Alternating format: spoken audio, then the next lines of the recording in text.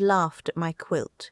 Not a polite little laugh she tried to hide behind her hand, a full, open-mouthed laugh, right there at the table, in front of everyone I loved and everyone I had just met for the first time. "Oh, how sweet," my daughter-in-law's mother said, tilting her head the way people do when they're looking at a child's crayon drawing. She held up one corner of the fabric between two fingers, like she was pinching something she didn't want to touch. "Did you make this yourself, Lorene?" "I did," I said. "How?" She paused, searching for the word she wanted. "How homemade?" The table went quiet for exactly 3 seconds. I counted. Then my son laughed too. Not loud, not mean. Just a short exhale through his nose that he probably thought I didn't notice. He was already reaching for his wineglass. Already moving on. I had spent 14 months on that quilt. 14 months of early mornings before my shift at the hospital, late nights after my feet ached from standing 8 hours straight. I had cut squares from his baby blanket, from the flannel shirt my father wore every Sunday, from the dress I brought home from Goodwill the week I moved into my first apartment at 22, with $40 in my checking account and more stubbornness than sense. I had written his name in the center in stem stitch, the way my grandmother taught me when I was 9 years old, sitting on her porch in Macon, Georgia, her hands wrapped around mine to guide the needle. It was the only thing I had from her, that skill. She died before she could give me much else. My son's fiancée, I'll call her his fiancée still because that's what she was that night, sat beside him with a smile that didn't reach her eyes.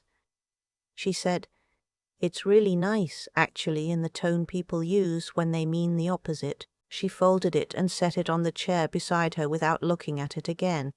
I looked at my son. I waited. He reached over and patted her hand. He said, "Mom puts a lot of work into things like this. Things like this." I picked up my water glass and took a long, slow sip, and I made a decision. Let me back up, because you need to understand who I am before you can understand what I did next. My name is Lorene Hadley. I am 63 years old. I was married for 11 years to a man who was charming when he wanted to be and absent when it cost something, and I raised my son Damon mostly alone from the time he was 6. I worked as a licensed practical nurse for 31 years, most of that time at a county hospital that smelled like antiseptic and burnt coffee, and the particular exhaustion that never fully washes off your hands. I was not a dramatic woman. I did not make scenes. I did not call my girlfriends to cry about my feelings over wine, though Lord knows I had enough reason to over the years. I just worked. I got up and I worked, and when things got hard I worked harder, and somewhere in there I also became, quietly and without any fanfare whatsoever, a woman with a plan. Nursing paid my bills, but it didn't build my future. I figured that out early. So starting in my mid-30s, every time I had a little extra, a tax refund, overtime, birthday money from my mother, I put it somewhere. First a savings account, then a CD. Then I took a free community college class on personal finance on a Tuesday night, sitting in a plastic chair next to people half my age. And I learned what a mutual fund was. And then I learned what a REIT was. And then I started to think differently about money altogether. When Damon was in high school, I bought a duplex. It was a wreck. The kitchen ceiling had water damage, and the backyard was all broken concrete, and one of the units had been vacant for 2 years. I got it for $82,000 with an FHA loan, and I spent 18 months fixing it up myself, watching YouTube videos on a Thursday night to learn how to retile a bathroom because I couldn't afford to hire anyone. I rented both units and used the income to pay the mortgage. Then I did it again, then again. I never told Damon any of this, not because I was hiding it exactly, but because I had watched what happened to children who grew up knowing their parents had money. They stopped trying. They stopped learning how to be uncomfortable and productive at the same time. I wanted him to build his own life the way I had built mine, from the bottom up with his own hands.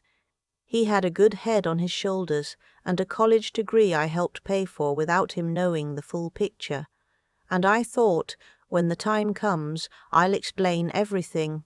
By the time he brought home his fiancée to meet me, I owned 7 properties. Not 30. I am not the kind of woman who exaggerates, and I find that stories like mine get embellished so much in the retelling that they stop being true. 7 properties in 3 states, all paid for or close to it, generating enough rental income each month that I could have retired from nursing 2 years earlier than I did. A financial advisor in Charlotte managed my portfolio. My accountant had been filing complicated returns for a decade. His fiancée's family had a lake house in New Hampshire and sent both their kids to private school and drove the kind of cars that have the little logo on the steering wheel. They were not bad people. I want to be clear about that. Her mother, the one who laughed at my quilt, she was not evil. She was just the kind of person who had never been required to understand the value of something that didn't come with a price tag. But she laughed at 14 months of my hands and my grandmother's memory, and my son looked away. That was the moment I stopped waiting for the right time to have the conversation. The dinner was at a restaurant in Midtown, her parents' choice, which made sense since they were hosting. It was the kind of place that doesn't put prices on the menu they hand to guests. I'd been to places like that before. I just don't advertise it. I wore a navy dress I'd had for several years that still fit the way it was supposed to. And I brought the quilt in a canvas bag because I didn't have anything fancier to wrap it in. And I hadn't thought to buy a gift box because, honestly, it was a quilt. It was the gift. Her father was pleasant enough. He asked me about nursing in the way people ask about something they don't actually want to discuss for long, and when I mentioned I was retired, his eyes moved just slightly toward the window. Her brother was there with his wife, who spent most of the dinner on her phone. There were 12 people at that table, and I knew one of them. When I brought out the quilt, I had a whole little explanation ready. The fabrics, what each one meant. The stitch pattern my grandmother used. I had even written a note card, one of those nice linen ones from the stationery shop near my house, with a short description of what each square came from, because I thought it would matter to him some day, when I was gone and he was old, and he wanted to remember where he came from.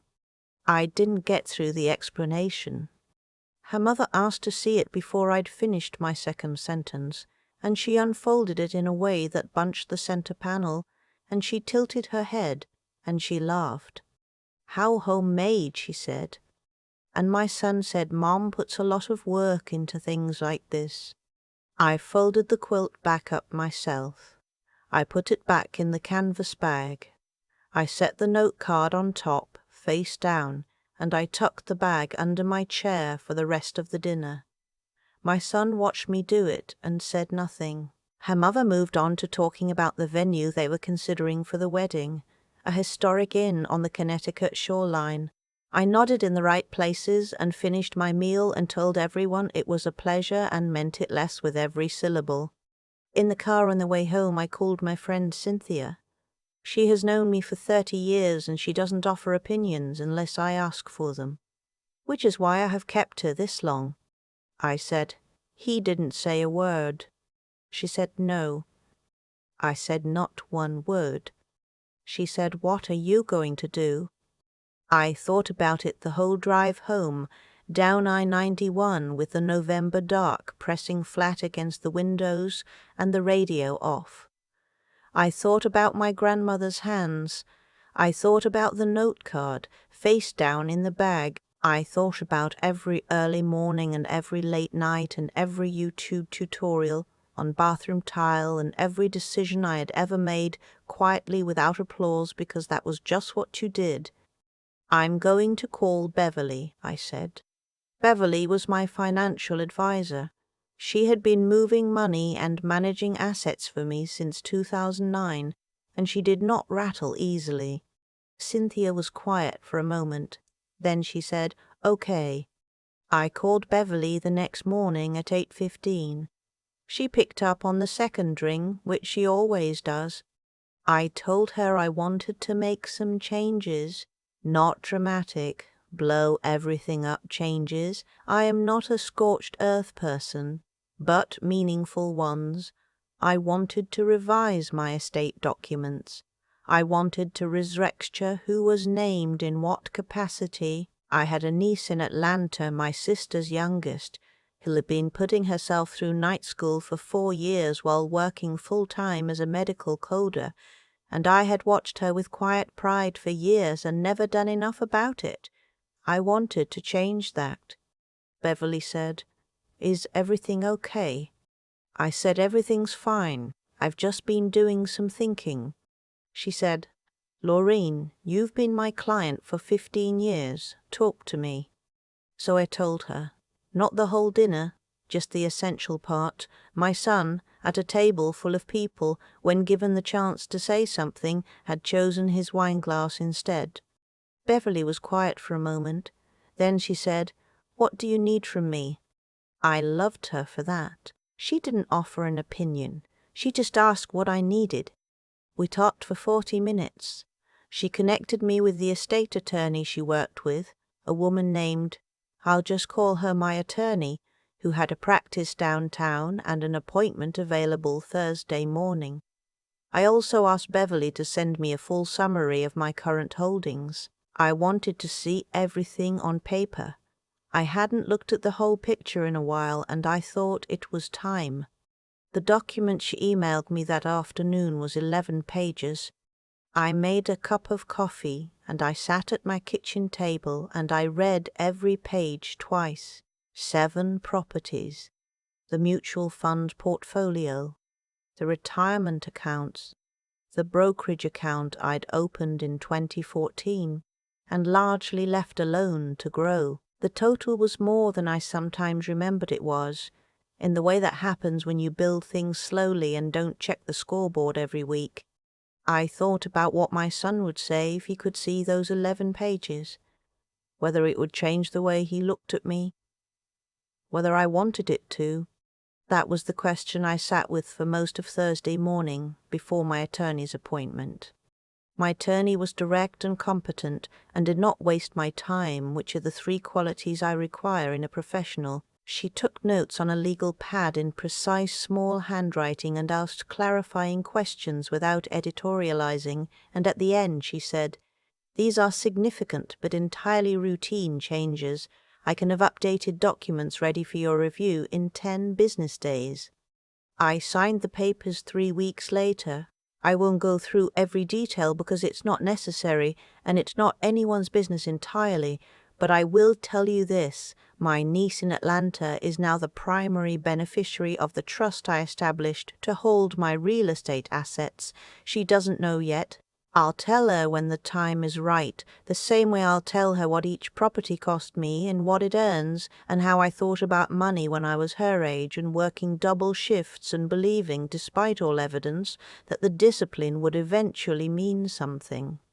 I also changed the beneficiary on 2 of my retirement accounts. There are 3 other people named, my sister Cynthia and a young man at my old hospital who works in housekeeping and is putting his daughter through college on that salary, and who I have watched for 3 years and thought, if I ever have extra, this is where it should go. Damon is not entirely excluded. That's not who I am, and it's not what this was about. But his share is significantly different from what it would have been if he had looked across that table and said one word on my behalf. Just one. He called me about 6 weeks after the dinner, not to apologize. I wasn't expecting that. He called to talk about the wedding plans, to tell me the venue had been booked, to ask whether I would be coming to the engagement party in February. I said I would think about it. He paused. "Mum, are you upset about the dinner?" I said, "I'm fine, Damon." He said, "Her mum didn't mean anything by it. She's just a little, she has strong opinions." I said, "I know." "The quilt was nice," he said. "We kept it.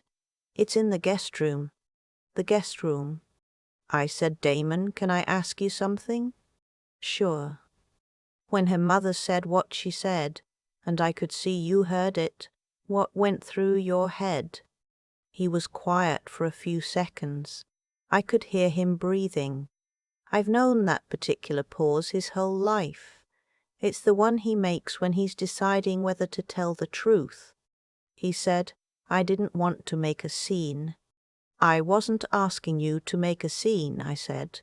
"I was asking you to say something. Anything." Another pause. "I know, I should have." He said it the way people say things they know are true but haven't yet felt, like the words are correct, but they haven't made it all the way down yet. I said, "I love you, Damon. I want you to have a good marriage and a good life. I hope you do." He heard something in my voice, I think, because he said, "Mum, was everything okay? Like, are you okay?" "I'm fine," I said. "I've just been doing some reorganizing." "Reorganizing what?" "Things," I said. "Nothing you need to worry about right now." We said goodbye in the normal way. He said he'd talk to me soon. I said yes. The engagement party was in February at her parents' house in Westport. It was a beautiful house, the kind that has a mudroom larger than my first apartment's living room, with hooks for 12 coats and a bench with storage built in and a basket of guest slippers by the door, in case you wanted them. I went. I put on a different dress than the November one, this time a deep burgundy that my sister had taught me into buying 2 years ago and that I had never found an occasion for. I brought a bottle of wine I chose carefully from a shop whose owner knew what he was talking about. I did not bring a handmade gift. Her mother greeted me at the door, in the warm, slightly overly familiar way that people adopt when they have been told by their daughter to be nice. She said it was so wonderful I could make it. She said she loved my dress. I said thank you and followed her into a room full of people I didn't know. I spent the first hour talking to her parents' neighbors, a retired couple who had lived 2 houses down for 30 years and who were funny and warm and genuinely interested in other people. I spent 20 minutes with Damon, standing by the fireplace, talking about nothing much. He looked happy, or close to it. He also looked, in the particular way of people who are holding something slightly separate from their body, a little guarded. Her mother found me at the drinks table around 8 o'clock. She refilled her glass next to mine and said, in a pleasanter tone than November, "Damon tells me you've had quite a career. Nursing for 30 years. That's remarkable." 31, I said. "And now you're retired?" She said it like a period at the end of a sentence. Like, "And that's the story. Do you keep busy?" I said, "I manage some property." She said, "Oh, how nice. Like a rental?" I said, "A few, yes." She nodded the way people nod when the conversation has reached a natural stopping point for them.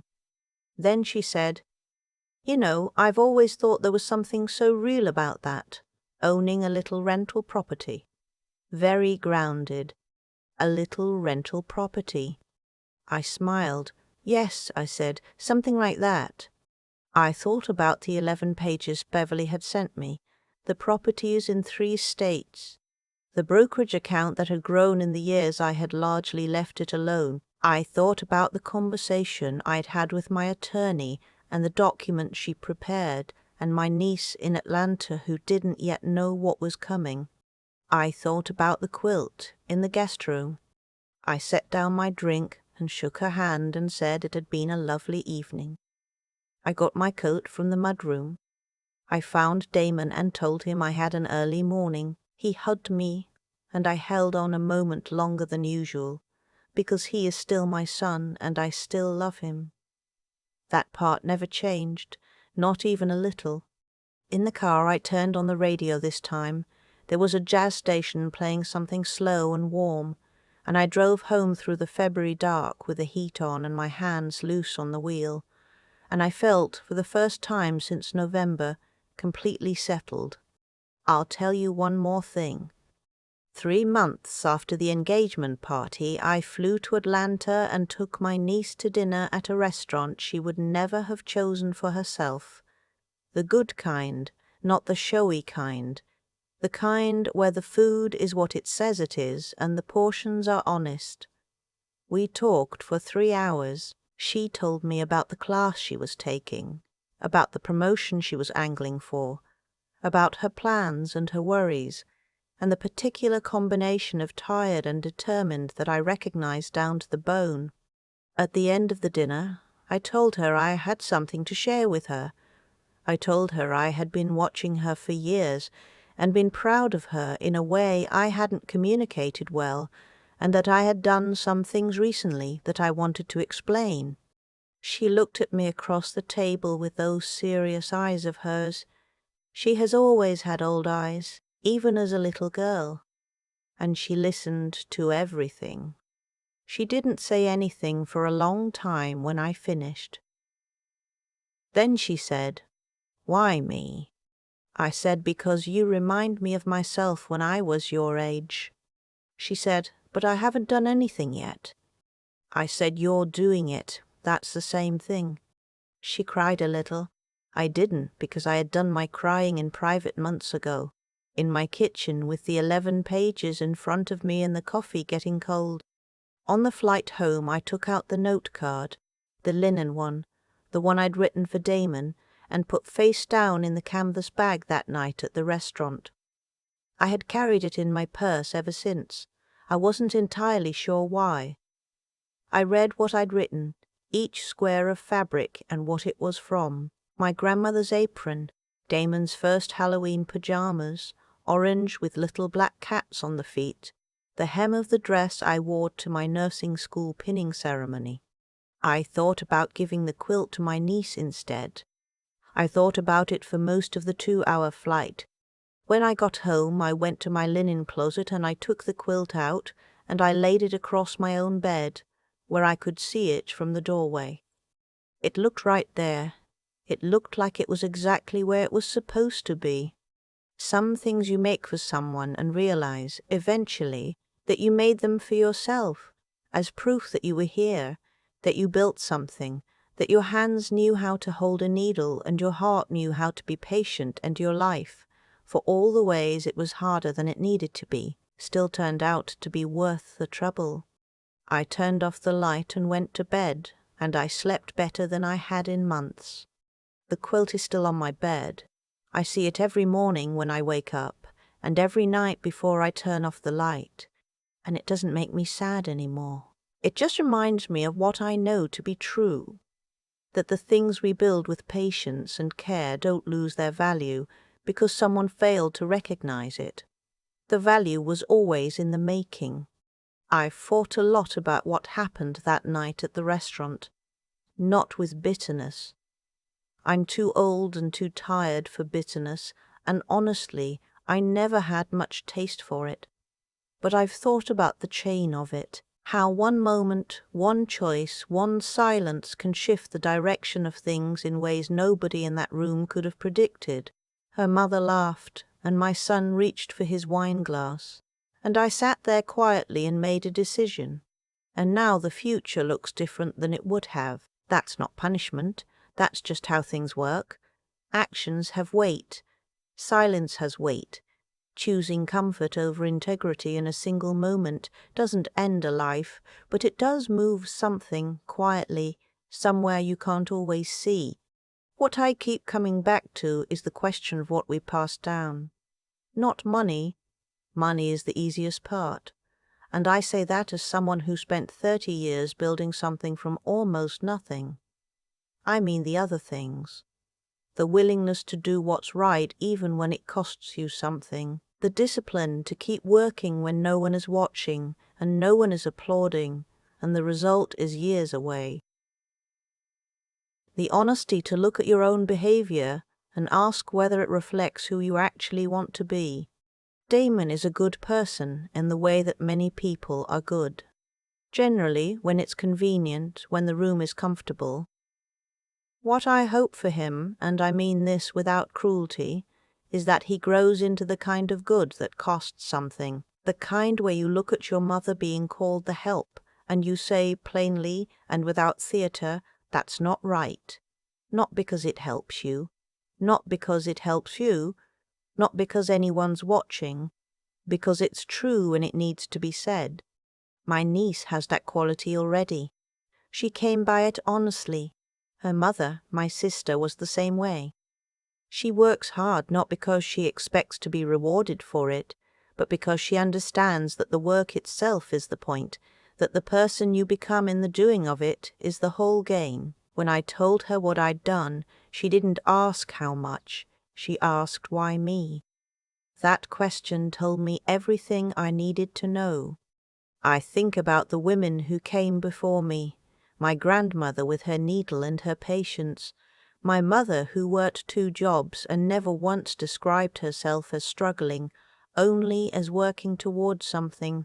They didn't hand me anything except the understanding that a life built slowly and honestly is a life that holds. That's the only inheritance that matters. Everything else is just paperwork. The quilt will go to someone eventually. I haven't decided who, but it will go to someone who looks at 14 months of careful work and understands what they're holding, not what it cost in dollars, but what it cost in time and intention and love that didn't ask for anything back. That's the only kind of love I know how to give. I decided a long time ago that it was enough.